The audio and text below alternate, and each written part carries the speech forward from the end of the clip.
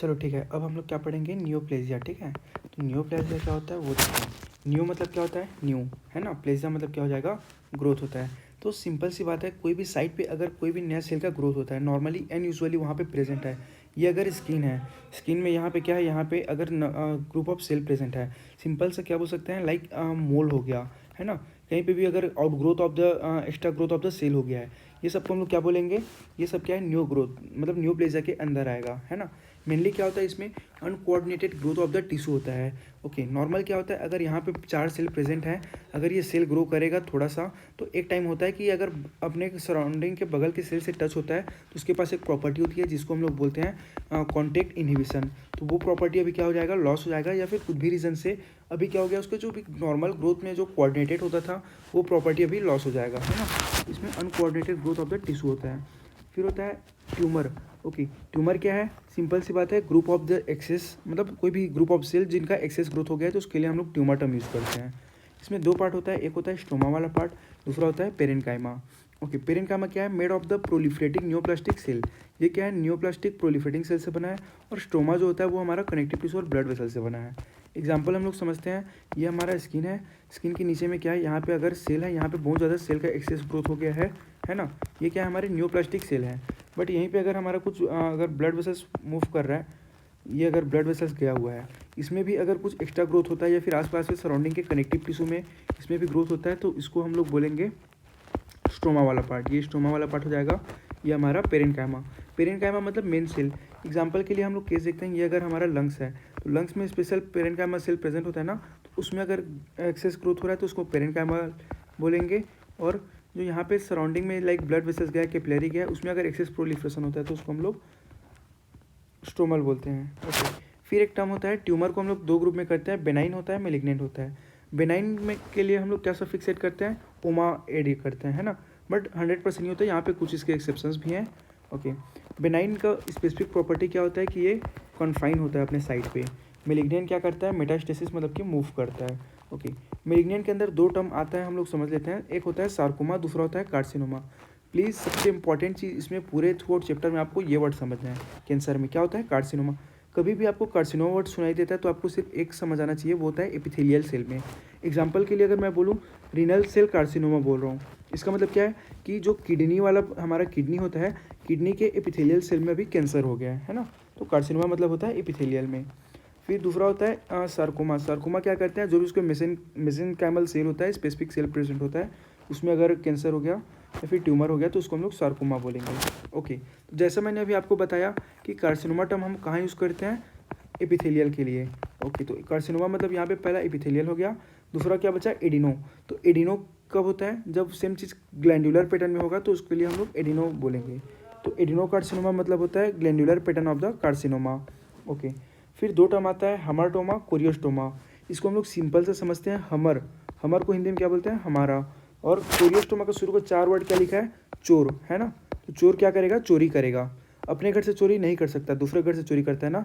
चोर मतलब क्या करेगा, दूसरे के घर से चोरी करेगा। तो यहाँ से आपको याद रखना है, अगर वो दूसरे के साइट में प्रेजेंट है तो उसको हम लोग क्या बोलेंगे, कोरियोस्टोमा। और हमर मतलब कि अपने साइड में, खुद के साइड में प्रेजेंट है तो उसको बोलेंगे हमरटोमा। एग्जाम्पल समझते हैं कि लाइक यहाँ पे अगर कोई एक इंटेस्टाइन है ना, ये इंटेस्टाइन है, जस्ट ऊपर में इसके पेनक्रिया प्रेजेंट है।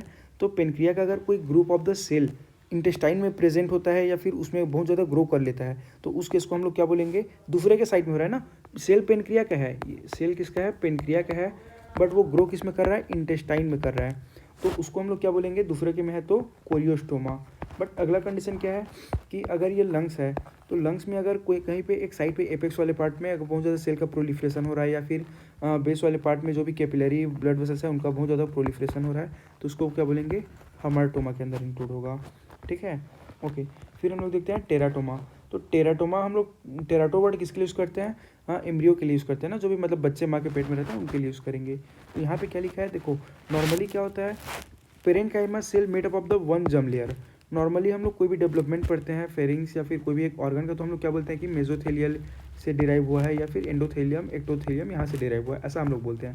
बट कोई भी ऑर्गन, जो भी चीज़ होता है वो नॉर्मली एक जर्म लेयर से डिराइव होता है। है ना। बट अगर स्पेसिफिक केस में हम लोग देखा जाए तो इस केस में क्या होता है, जब मोर देन वन लेयर से अगर वो डिराइव होता है तो उस कंडीशन को हम लोग बोलते हैं टेराटोमा बोलते हैं, है ना। यहाँ पे देखो लिखा है एग्जाम्पल केस का डर्मोइड सिस्ट होता है। फिर आता है हमारा प्लियोमॉर्फिक ट्यूमर। तो प्लियोमॉर्फिक क्या होता है, ओके। प्लियोमॉर्फिक वर्ड सुनेंगे तो मॉर्फिक मतलब क्या होता है, इसका मॉर्फोलॉजी, और प्लियो मतलब में कि उसमें चेंज आ जाएगा। तो कोई भी अगर सेल का मॉर्फोलॉजी मतलब शेप और साइज में चेंज आता है तो उसको हम लोग क्या बोलेंगे, प्लियोमॉर्फिक ट्यूमर बोलते हैं। देखो क्या लिखा है, अच्छा एक चीज़ समझना यहाँ पे, क्या अगर डिफ्रेंसिएशन ऑफ द पेरेंट का मैं बोलूँगा तो वो क्या है, नॉर्मल कंडीशन है। बट डाइवर्जेंट बोल रहा हूँ, जो एक्चुअल पाथ में उसको जिस फॉर्म से उसको ग्रो करके जहाँ जाना था वहाँ ना जा करके वो डिफरेंट शेप में चला जा रहा है ना, तो उसको हम लोग बोलेंगे डाइवर्जेंट डिफ्रेंसिएशन। ये होता है हमारा प्लियोमॉर्फिक ट्यूमर। ओके, फिर हम लोग देखते हैं कैरेक्टरिस्टिक्स ऑफ द नियोप्लेजिया। तो पहला कैरेक्टरिस्टिक्स होता है एनाप्लेजिया। एनाप्लेजिया हॉलमार्क होता है मैलिग्नेंट ट्रांसफॉर्मेशन का, कैसे आगे देखेंगे। ओके, प्लियोमॉर्फिक लिखा है यहाँ पे देखो, वेरिएशन इन द साइज और शेप ऑफ द सेल में वेरिएशन होगा तो उसको हम लोग प्लियोमॉर्फिक बोलेंगे। फिर होता है हाइपरक्रोमेसिया। हाइपरक्रोमेसिया मतलब क्या होता है, क्रोमेसिया मतलब होगा उसका कलर क्या हो जाएगा, हाइपर हो जाएगा। हाइपरक्रोमेसिया में क्या हो जाएगा, कलर ज़्यादा होगा। किस चीज़ का कलर ज़्यादा होगा, न्यूक्लियस का होता है ना। ऐसा क्यों होता है, नॉर्मली देखो अगर ये एक सेल है ना। ओके, एक चीज़ पहले यहाँ पे समझ लो, नॉर्मल जो न्यूक्लियस और साइटोप्लाज्म का रेशियो होता है वो होता है 1:4, मतलब कि 1/4 सेंटर का एरिया कवर करेगा न्यूक्लियस। बट अभी के कंडीशन में क्या हो गया है, हाइपरक्रोमेसिया में न्यूक्लियस जो है वो टोटल 1:1 में डिवाइड है, मतलब 50% जो है न्यूक्लियस कवर किया है। ओके, अपने को पता है न्यूक्लियस को हम लोग स्टेन करते हैं, तो स्टेनिंग करेंगे तो अपने को क्या कलर मिलता है, ब्लू कलर मिलता है।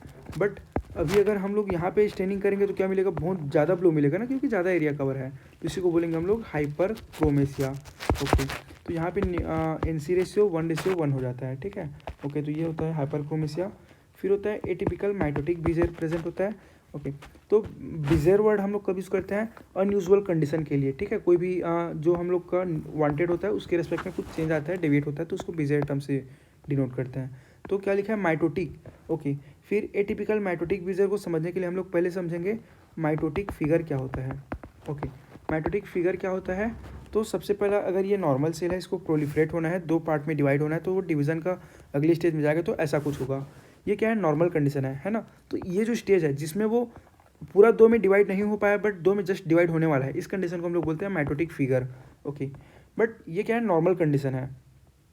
ओके, तो एटिपिकल बोल रहा हूँ, लाइक अगर कोई सेल है प्रोलिफरेट होकर के ऐसा कुछ स्टेज में खड़ा है, तो इसका मतलब क्या है कि ये डिवाइड होकर के 3 सेल में बनेगा, है ना। तो वो हो जाएगा हमारा एटिपिकल माइटोटिक बीजेर हो गया। फिर लिखा है लॉस ऑफ पोलैरिटी। ओके, हम लोग समझते हैं, यहाँ पे हमने देखा था कि कोई भी कैंसरस कंडीशन था, नॉर्मल सेल प्रेजेंट थे, बट अभी प्लियोमॉर्फिक हो गया तो उसका शेप और साइज में चेंज आ गया, कोई बड़ा कोई छोटा, कोई ज़्यादा चौड़ा कोई कम चौड़ा, ऐसा कुछ हो गया। पहले केस में जो न्यूक्लियस होता है वो प्रॉपरली बेस में प्रेजेंट था, तो एक सिंगल लाइन में प्रेजेंट था, तो हम लोग इसको बोल सकते हैं इसका पोलैरिटी कुछ फिक्स है कि एक स्ट्रेट लाइन में ये प्रेजेंट है ना। ओके, ऐसा कुछ। बट अभी के केस में क्या है, न्यूक्लियस कभी ऊपर कभी नीचे, कोई अगर चौड़ा है तो ज़्यादा लेटरली प्रेजेंट होगा, कहीं पे भी प्रेजेंट होगा, तो यहाँ पे अगर ड्रॉ करेंगे तो वो क्या होगा, रैंडम होगा ना, तो इसे बोलते हैं हम लोग लॉस ऑफ द पोलैरिटी, है ना। ओके, तो ये हो गया हमारा लॉस ऑफ पोलैरिटी। ओके, फिर हम लोग इसमें ट्यूमर जेन सेल भी प्रेजेंट हो सकता है। फिर नेक्स्ट प्रॉपर्टी आता है एनाप्लेजिया का रेट ऑफ द ग्रोथ। देखो यहाँ पे एक चीज़ समझना है, वेल डिफ्रेंशिएटेड है तो वो स्लो प्रोलिफरेट करेगा और बेनाइन ट्यूमर बनेगा।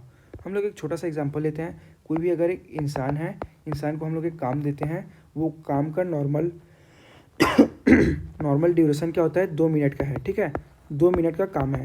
बट अगर सेम काम को वही इंसान अगर 5 मिनट में काम को ख़त्म करता है तो बहुत ज़्यादा चांस है कि वो काम क्या होगा, अच्छे से कंप्लीट होगा, प्रॉपरली ख़त्म करेगा, एकदम फाइन वर्क करेगा, क्लियर कट करेगा।